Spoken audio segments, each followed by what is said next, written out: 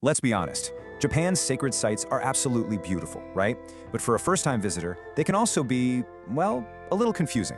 So today, we're going to solve one of the biggest puzzles out there. What is the actual difference between a shrine and a temple? Okay, picture this. You're walking through a city like Kyoto. You turn a quiet corner, and boom, there it is. A magnificent gate leading into this peaceful, sacred space.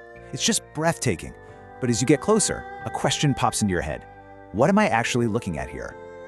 And that's the big question. It's a really good one too, because for hundreds of years, these two traditions were actually kind of mixed together in Japan, which is why their sacred spaces can look so similar at first glance. But today, they belong to totally different spiritual worlds. And understanding that difference is really the key to appreciating and respectfully visiting these incredible places. So where do we even start? Well, every single difference, from the buildings themselves to the way you pray, it all comes from one single foundational fact. Shrines and temples belong to two completely different religions. Okay, think of this slide right here as your Rosetta Stone. It unlocks everything else.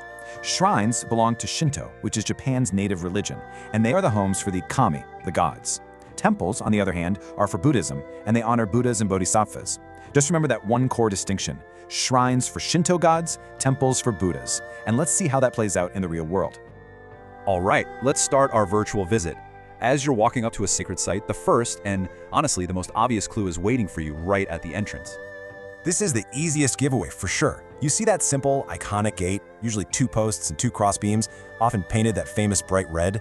That is a torii gate. And if you see one, you are 100% at a Shinto shrine.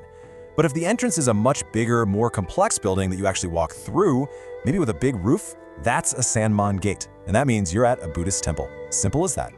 So once you're past the gate, just have a look around. See a cemetery? You're at a temple. The reason why is actually fascinating. Shinto is all about the purity of life, so things related to death are traditionally handled by Buddhism. That's why you'll never find graves at a shrine. Instead, the main hall of a shrine holds a sacred object called a goshintai, where the spirit of the god is believed to live. And who are the people you'll see working there? Well, at a Shinto shrine, you'll find priests, or kannushi, and sometimes shrine maidens, called miko, who help out with rituals. But over at a Buddhist temple, you're going to see monks and nuns, known as soryo, who've dedicated their lives to their practice. Now we get to what might be the most important part of your visit: showing respect. The way you pray is totally different at each place, and getting it right isn't just about being polite, it's a really beautiful way to connect with the local culture. Here is the absolute simplest way to remember the difference. At a Shinto shrine, that crisp clap is kind of like knocking on the door and saying, "Hello, I'm here to pay my respects." But at a Buddhist temple, prayer is a silent, meditative thing. No introduction needed.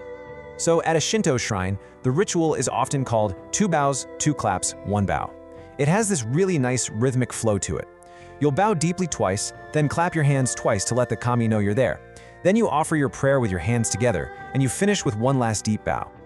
Over at a Buddhist temple, though, it's so much quieter, much more thoughtful. You bring your hands together in that prayer position, which is called gasho. You bow your head once, say your prayer silently, and this is key, without clapping, and then you bow one more time. See the difference? One's a respectful announcement, the other is quiet reflection. You know, this whole distinction between Shinto and Buddhism isn't just trivia for travelers. It actually shapes the entire spiritual landscape of Japan. Shrines and temples play very different but equally vital roles in people's lives, all the way from birth to death. This whole separation carries through all of life's biggest moments. Since Shinto is focused on life and purity here and now, shrines are for the happy celebrations, weddings, blessings for newborns, special festivals for kids. Temples, with their deep connection to the afterlife and ancestry, handle the more solemn events: funerals, memorial services, and honoring ancestors. Whew, okay, we have covered everything from gates to gods to graves. So let's bring it all together into a final cheat sheet you can use on your next trip. And here it is, your complete guide. Just remember the key contrasts: Shinto's torii gate versus Buddhism's Sanman gate. You've got priests at a shrine, monks at a temple. You celebrate life and birth at a shrine, and you have solemn memorials and funerals at a temple. And most importantly, when you pray, you clap to greet the gods, but you offer silence to the Buddhas. This is really everything you need to know. So the next time you find yourself standing in front of one of those incredible gates in Japan, you won't just see a beautiful building. You'll understand its heart, its soul. You'll know who it's for, what it all represents, and how to respectfully take part in centuries of tradition. So the only question left is, which one are you going to visit first?